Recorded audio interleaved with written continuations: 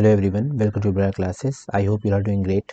आज हम ज्योग्राफी के एक टॉपिक डिस्कस कर रहे हैं, सुनामी। आपने न्यूज़ में देखा होगा कि न्यू ईयर के फर्स्ट डे पे ही जापान में अर्थक्वेक्स आए थे और फिर कई कोस्टल रीजन में सुनामी की वेव्स आई थी। इस वजह से सुनामी न्यूज़ में है। एंड सुनामी, वोल्केनो, अर्थक्वेक, ये सब यूपीएससी कई बार पूछ चुका है प्रीलिम्स में। इस वजह से इसको डिस्कस करना भी इंपॉर्टेंट है। तो डिस्कशन में हम देखने वाले कि सुनामी होता क्या है, डिफिनेशन क्या है, कैसे फॉर्म होता है, क्या फैक्टर्स होने चाहिए फॉर्म होने के लिए। और सुनामी के साथ ही एक टर्म न्यूज़ में था, शोलिंग इफेक्ट, जो सुनामी का ही पार्ट है, तो वो भी हम देखेंगे शोलिंग इफेक्ट क्या होता है। इसके साथ ही ये सुनामी जो है बार बार जापान में क्यों आता है, जापान इतना ज़्यादा प्रोन क्यों है सुनामी के थ्रेट को लेकर, ये भी हम डिस्कशन में देखने वाले हैं। Alright, so let's start.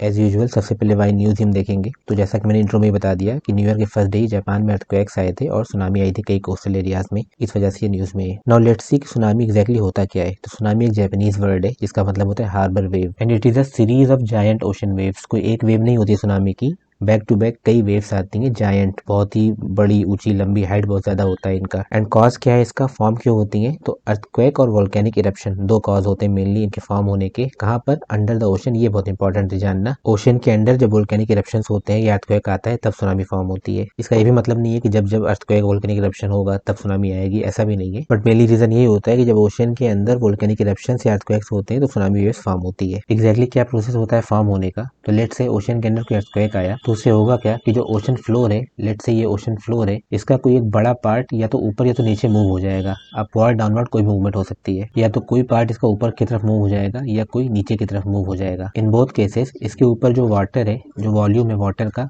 वो डिस्प्लेस हो जाएगा, नीचे जाने से भी ऊपर जाने से भी। इस डिस्प्लेसमेंट से ही सुनामी वेव्स फॉर्म होती है। राइट, मैंने क्या बताया कि अर्थक्वेक मान लीजिए आता है समंदर के अंदर, तो जो ओशन फ्लोर है उसका कोई पार्ट ऊपर या नीचे की तरफ मूव हो जाता है, जिसकी वजह से जो ऊपर पानी है उसके वॉल्यूम ऑफ वाटर वो डिस्प्लेस हो जाता है। इस डिस्प्लेसमेंट से सुनामी वेव्स फॉर्म होती हैं। ऐसा कब होता है, जब अर्थक्वेक आता है। मैंने दो रीजन बताए थे ना, अर्थक्वेक और वोल्केनिक इरप्शन। तो अर्थक्वेक के केस में डिस्प्लेसमेंट होता है वाटर का ऊपर या नीचे होने से ओशन फ्लोर के। राइट, तो ये तो एक केस हो गया। दूसरे केस में मान लीजिए अर्थक्वेक नहीं, वोल्केनिक इरप्शन होता है तो क्या होगा। तो वोल्केनिक इरप्शन में भी सिमिलर चीज है। मान लीजिए ये वोल्केनो है समंदर के अंदर, इसमें से इरप्शन हुआ और लावा फ्लो होने लगा।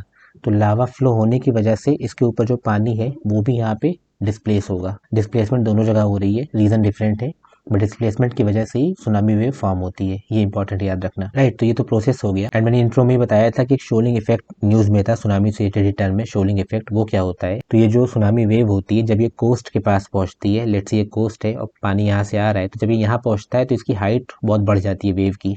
इस हाइट के बढ़ने को शोलिंग इफेक्ट कहते हैं। हाइट को एम्पलीट्यूड कहते हैं। राइट, आपने वेव के टर्म्स में पढ़ा होगा। एग्जैक्टली कैसे काम करता है ये आप नेक्स्ट डायग्राम में समझ पाएंगे और बेहतर। तो मैंने बताया था आपको कि जो हाइट होती है उसको एम्पलीट्यूड कहते हैं। तो मान लीजिए वेव यहाँ से स्टार्ट हुई सुनामी वेव, तो फिलहाल इसकी हाइट यहाँ तक है। राइट, ये स्मॉल एम्पलीट्यूड है और वेवलेंथ ज्यादा है। बट जैसे जैसे ये आगे बढ़ रहा है और यहाँ पे कोस्ट आ गया, सीबेड आ गया, तो यहाँ पे ये शैलो होने लगा वाटर। यहाँ पे डीप वाटर था, यहाँ पे वाटर शैलो होने लगा क्योंकि नीचे सीबेड आ गया। राइट, तो यहाँ पर आप देख सकते हैं एम्पलीट्यूड यहाँ पे या इतना था हाइट, यहाँ पे हाइट इसकी और ज़्यादा हो गई, हाइट बढ़ गई और वेवलेंथ कम हो गया।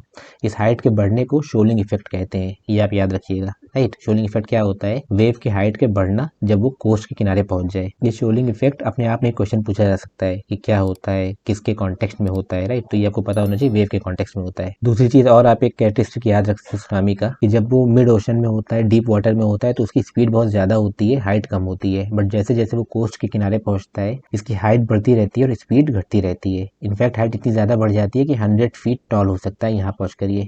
100 फीट टॉल, पानी बहुत ऊपर ऊपर चला जाता है। इसी वजह से डिस्ट्रक्शन बहुत ज्यादा होता है। इतना ढेर सारा पानी अगर किसी स्ट्रक्चर के ऊपर गिर जाए तो आप समझ सकते हैं क्या होगा। तो शोलिंग इफेक्ट की वजह से हाइट बढ़ जाती है। ना ये तो हमने एक नाम बता दिया कि शोलिंग इफेक्ट होता है जिसकी वजह से हाइट बढ़ जाती है। बट एग्जैक्टली क्यों हाइट बढ़ जाती है अगर आपको ये जानना हो तो उसके दो तीन रीजन है। पहला रीजन तो यही है कि जब यहाँ पर वाटर होता है, वेव यहाँ पर होती है, तो बहुत ढेर सारा वेव लंबा चौड़ा होता है और जो एनर्जी इसके अंदर है वो डिस्ट्रीब्यूट रहती है पूरे में। बट जैसे जैसे पानी कोस्ट के किनारे पहुंचता है ये कंप्रेस होने लगता है, जगह कम बचती है वॉल्यूम के लिए, बट एनर्जी तो उतनी है, तो वो एनर्जी कंप्रेस होने की वजह से ऊपर की तरफ चली जाती है। इस वजह से हाइट बढ़ जाती है। यहाँ पे इसके पास विथ था तो ये फैला हुआ था, डिस्ट्रीब्यूट है एनर्जी पूरे में, बट यहाँ पे जगह नहीं बची, कंप्रेस हो गया तो ऊपर की तरफ चला गया वेव, इस वजह से हाइट बढ़ गई। ये पहला रीजन है एनर्जी का कंप्रेस होना। एक और इंटरेस्टिंग रीज़न है यहाँ पे हाइट बढ़ने का। अगर आपने स्टंट देखा हो, जो लोग बाइक से स्टंट करते हैं, तो बहुत तेज स्पीड में अगर बाइक जा रही होती है और अचानक से कोई ब्रेक लगाता है, तो पहला टायर जो रेजिस्टेंस के संपर्क में आता है, रोड के रेजिस्टेंस के संपर्क में, वो तो रुक जाता है, बस पीछे वाला जो टायर होता है वो हवा में उठ जाता है। ऐसा क्यों होता है? क्योंकि रेजिस्टेंस अचानक से पहले टायर को, फ्रंट साइड को रोक देता है और पीछे का साइड उसके ऊपर आने लगता है। यही सेम चीज इस वेव के साथ हो रही है। कैसे? जैसे पूरा वेव है यहाँ से यहाँ तक, ये इसका फ्रंट साइड है, ये बैक साइड है। तो यहाँ से अगर इस तरफ मूव हो रहा है वेव, तो कोस्ट के संपर्क में इसका फ्रंट साइड पहले आता है।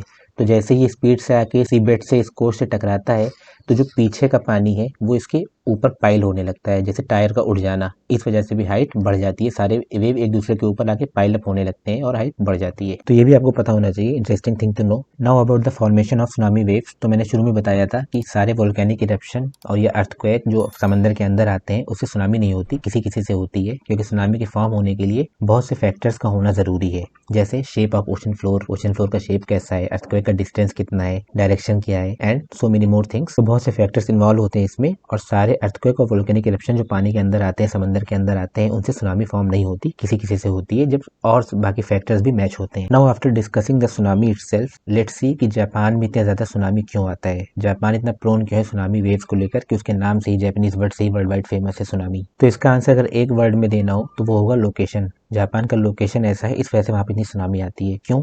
क्योंकि जापान जो है वो पैसिफिक रिंग ऑफ फायर में सिचुएटेड है। रिंग ऑफ फायर क्या है? पैसिफिक ओशन का जो एज है, सारा रिम, उसको रिंग ऑफ फायर कहते हैं। फायर क्यों कहते हैं? क्योंकि सारे कोनों पर वोल्केनो है किसी न किसी कंट्री के। जापान उसी रिंग के अंदर है, और हमने पीछे देखा था स्लाइड में कि वोल्केनो या अर्थक्वेक ये सब जब होते हैं तो उससे सुनामी ट्रिगर होती है। इस वजह से जापान इतना प्रोन है। तो कभी आपको अगर इसके बारे में बताना हो कि जापान इतना प्रोन क्यों है सुनामी के लिए, तो उसका लोकेशन ही आंसर है, और पैसिफिक रिंग ऑफ फायर का कॉज है, क्योंकि Pacific ring of fire is the most active earthquake tectonic belt in the world. And next slide पर इसका मैप है, वहां पर आपको और समझ में आएगा। हम इसी रिंग की बात कर रहे थे। ये पैसिफिक ओशन है हमारा, ये जो आप देख रहे हैं ये रिंग है, और ये जो ग्रीन ग्रीन आप देख रहे हैं ये सारे वोल्केनो है। आप देख सकते हैं कैसे डॉटेड है वोल्केनो चारों तरफ। इस वजह से इसको रिंग ऑफ फायर कहते हैं, क्योंकि वोल्केनो चारों तरफ है और यहीं पर जापान भी है। तो जापान क्योंकि इसी में लोकेटेड है, इस रिंग में, इस वजह से ये सुनामी के लिए इतना प्रोन है, इसलिए सुनामी इतनी ज्यादा यहाँ पे आती है। तो आई होप आपको समझ में आया हो पूरा डिस्कशन कि सुनामी एक्जैक्टली होता क्या है, कैसे फॉर्म होता है, शोलिंग इफेक्ट क्या होता है, और जापान में इतनी सुनामी क्यों आती है। अगर आपको पूरी डिस्कशन समझ में आई हो तो यहाँ पर आपके लिए